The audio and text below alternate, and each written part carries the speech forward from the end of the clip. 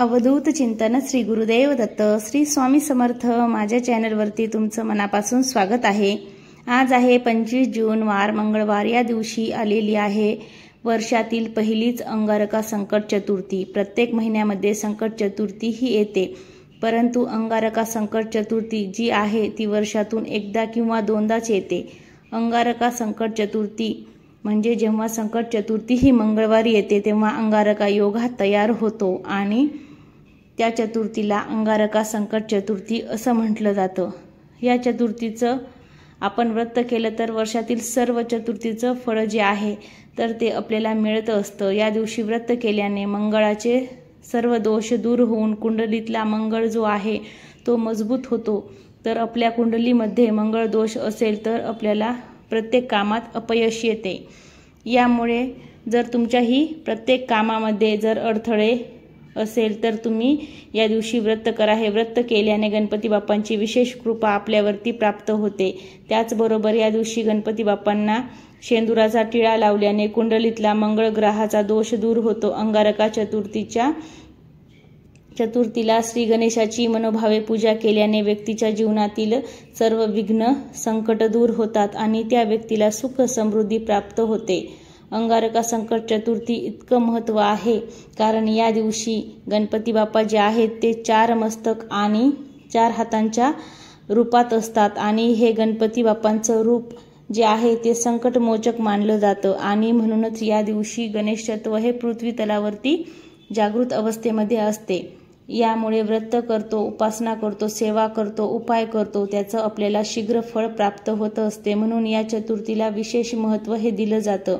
या दिवशी गणेश मंदिरामध्ये भाविकांची प्रचंड गर्दी असते सेवा करण्यासाठी। म्हणून आज या व्हिडिओमध्ये मी तुम्हाला अतिशय प्रभावी असा उपाय सांगणार आहे। आपल्याला संकट चतुर्थी म्हणजे आजच्या दिवशी आपल्याला काय करायचं आहे, हा उपाय आपल्या मुलांसाठी करायचा आहे। प्रत्येक आईने आपल्या मुलांसाठी हा उपाय करायचा आहे। हा उपाय अगदी सोपा आहे। आपल्याला काय करायचं आहे, थोडासा आपल्याला हिरवा कापड कट करून घ्यायचा आहे। हिरवा कापड ते काय करायचं आहे, आपल्याला देवघराच्या समोर आपल्या गणपती बाप्पांच्या समोर ते हिरवा कपडा आपल्याला ठेवायचा आहे। कापड जर आपल्या घरात 2 मुले असेल तर मग अलग अलग कापड कट करून तुम्हाला थोडा थोडा घ्यायचा आहे। आणि काय करायचं आहे, एक मुलगा असेल तर 108 आपल्याला मूग घ्यायचे आहेत। मुगाची डाळ नाही, हिरवे मूग असतात ना, ते हिरवे मूग आपल्याला घ्यायचे आहेत। आणि ते कपडा आहे ते गणपती बाप्पांच्या समोर आपल्याला अंथरून ठेवायचा आहे। आसन टाकून बसायचं आहे, दिवा प्रज्वलित करायचा आहे, अगरबत्ती लावायची आहे। त्यातला एक मूग उचलायचा आहे। ओम गण गणपते नमो नमः, ओम गण गणपते नमो नमः या मंत्राचा जप करायचा। ते मूग काय करायचं आहे, हिरव्या कपडा आपण गणपती बाप्पांच्या चरणाजवळ ठेवलेला आहे तर ते हिरवा मूग काय करायचा आहे, त्या कपड्यावरती ठेवायचा आहे। परत दुसरा हिरवा मूग घ्यायचा आहे, ओम गण गणपते नमो नमः या मंत्राचा जप करायचा। परत दुसरा मूग त्या मुगाजवळ ठेवायचा आहे। असं करून 108 मुग आहेत म्हणून आपल्याला 108 वेळेस हा मंत्र म्हणायचा आहे। हा मंत्र म्हणून झाल्याच्या नंतर 1-2 तास तुम्हाला तिथंच ठेवायचं आहे। जे हिरव्या कापडावरती आपण मूग ठेवलेले आहेत ते तिथंच ठेवायचे आहेत। 2 तासाच्या नंतर जेव्हा आपली मुलं झोपायला जातील, मुलं झोपल्याच्या नंतर काय करायचं आहे, ते हिरव्या कपड्यामध्ये जे मूग आहे त्याची तुम्हाला पोटली बांधायची आहे। ती पोटली बांधून मुलांच्या उशाखाली ठेवून द्यायची आहे तुम्हाला रात्रभर।